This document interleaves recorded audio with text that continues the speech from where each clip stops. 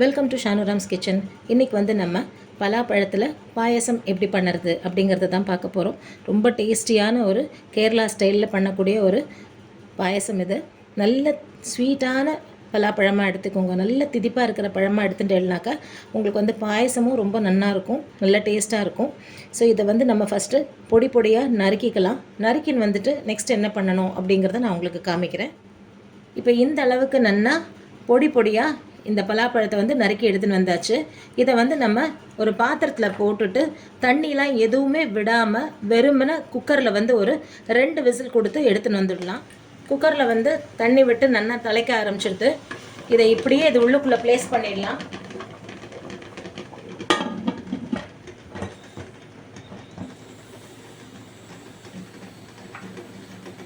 Cooker மூடி வெயிட்டும் வச்சாச்சு. நல்லா ஒரு 3 விசில் கிட்டக்க கொடுத்தாச்சு. இப்போ நல்லா ஸ்டீமும் அடங்கிடுது.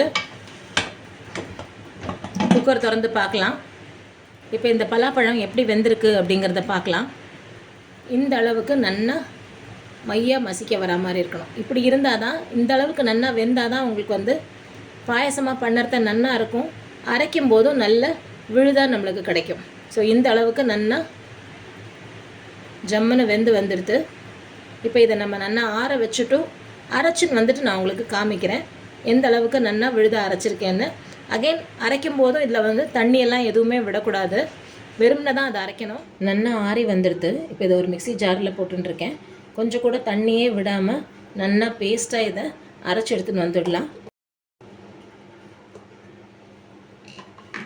நல்லா பேஸ்ட் ஆட்டமாக அரைச்சின்னு வந்தாச்சு. இந்த அளவுக்கு இருக்குது.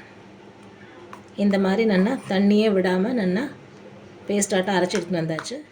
இந்த பலாப்பழ பாயசத்துக்கு வந்து நல்லா பெரிய தேங்காயாக, ஒரு தேங்காயை நல்லா பூ போல் துருவி எடுத்துட்டு அதை வந்து நம்ம தேங்காய் பால் எடுக்க போகிறோம். தேங்காய் பால் எடுத்து வச்சுன்ட்டு நான் உங்களுக்கு காமிக்கிறேன். 1ஆம் பால் எவ்வளோ திக்காக இருக்கும், அடுத்தது 2வது பால், 3வது பால்னு வரும்போது எந்த அளவுக்கு அது நீர்க்க இருக்கும், இது எல்லாமே நான் உங்களுக்கு காமிக்கிறேன். இதை ஃபஸ்ட்டு நம்ம வந்து துருவிக்க போகிறோம். தேங்காயை வந்து நல்லா இந்த மாதிரி பூ போல் துருவி எடுத்துன்னு வந்தாச்சு. இதை வந்து மிக்ஸி ஜாரில் போட்டுட்டு இப்போ நம்ம வந்து முதல் தேங்காய் பால் எடுத்துக்க போகிறோம். கொஞ்சமாக தண்ணி விட்டு அரைச்சிக்கலாம். நிறையா இருக்குது, அதனால் நான் வந்து 2 தரமாக தான் நான் போட போகிறேன். ஸோ தேங்காய் பால் வந்து எடுத்துகிட்டு நான் உங்களுக்கு காமிக்கிறேன்.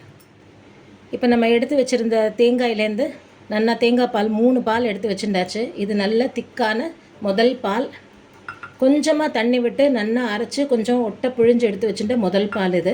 கொஞ்சம் கூடுதலாக தண்ணி விட்டுட்டேன்னாக்கா நல்லா இந்த அளவுக்கு உங்களுக்கு தேங்காய் பால் வந்துடும்.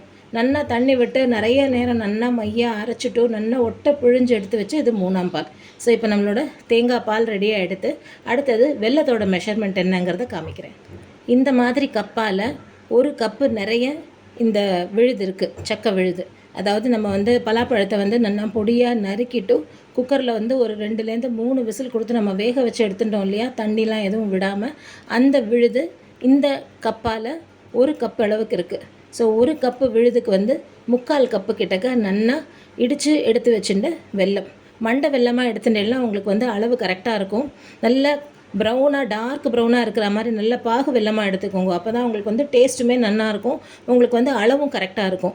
1 பங்கு விழுது இருந்ததுன்னா 3/4 பங்குக்கு வந்து நம்ம வெல்லம் எடுத்துக்கணும். ஸோ இப்போ நம்ம இதை எடுத்து வச்சுட்டாச்சு. நெக்ஸ்ட்டு வந்து இந்த வெல்லத்தை வந்து நம்ம கரையை விட்டு வடிகட்டி எடுத்துக்கலாம். இப்போ வந்து ஒரு ப்ரெஷர் பேனில் நம்ம எடுத்து வச்சுருக்கிற வெல்லத்தை ஃபஸ்ட்டு போட்டுன்றதில் வந்து ஒரு 1/2 டம்ளர் கிட்டக்க தண்ணி விட்டுக்கிறேன். இந்த வெல்லம் வந்து நல்லா கரைஞ்சி இதில் ஏதாவது மண் தூசி ஏதாவது இருந்ததுனாக்கா அதை நம்ம வடிகட்டிக்கணும் முதல்ல. ஸோ அதுக்காக வந்து ஒரு 1/2 டம்ளர் கிட்டக்க தண்ணி விட்டுருக்கேன். ரொம்ப கொதிக்கணும்னு இல்லை, இந்த வெல்லம் நல்லா கரையணும். ஒரு 2 to 3 minutes ஆகும். இதை நல்லா வடிகட்டி எடுத்துட்டு நான் மறுபடியும் உங்களுக்கு காமிக்கிறேன்.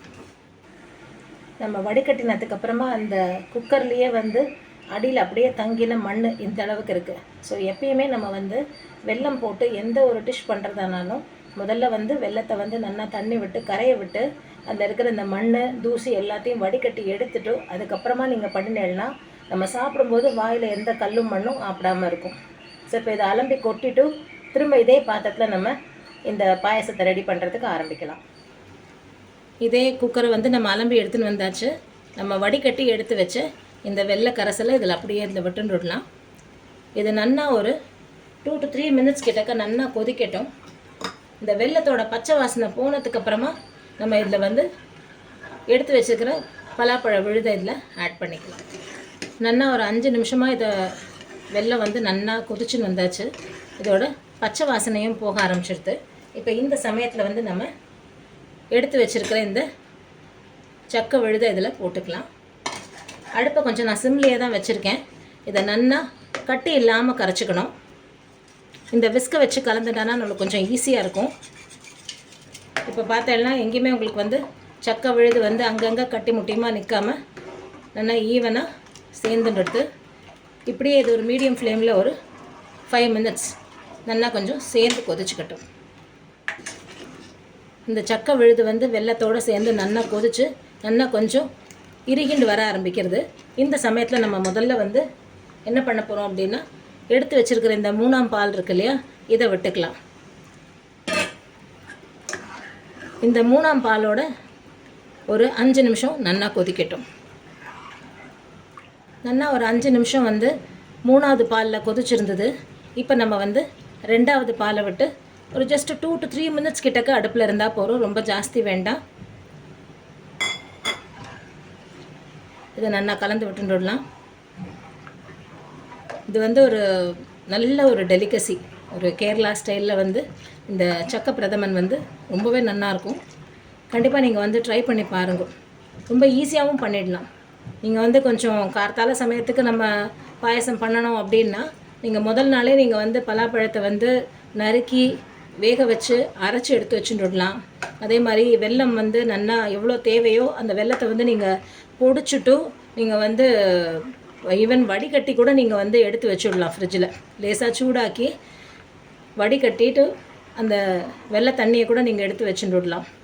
தேங்காயை துருவி எடுத்து வச்சுட்டேன்னா கார்த்தால டக்குன்னு நம்ம வந்து 3 பால் எடுத்துட்டு இந்த சக்கை விழுதும் வெல்லமுமா கொதிச்சுட்டு இருக்கிற நேரத்துலேயே நம்ம கடகடன்னு தேங்காய் பால் கூட எடுத்து வச்சுடணும். மினிட்ஸ் கிட்டக்க இது வந்து கொதிச்சு வரட்டும். அதுக்கப்புறமா நம்ம முதல் பால் விடலாம். நல்லா 2ஆம் பால் விட்டு கொதிச்சு வந்தாச்சு. இப்போ நம்ம வந்து முதல் பால் இல்லை திக்காக எடுத்து வச்சோம் இல்லையா, இந்த பாலை விட்டுடலாம். இதுக்கப்புறமா வந்து இந்த பாயசம் கொதிக்கக்கூடாது. நம்ம வந்து அடுப்பை அணைச்சிடலாம்.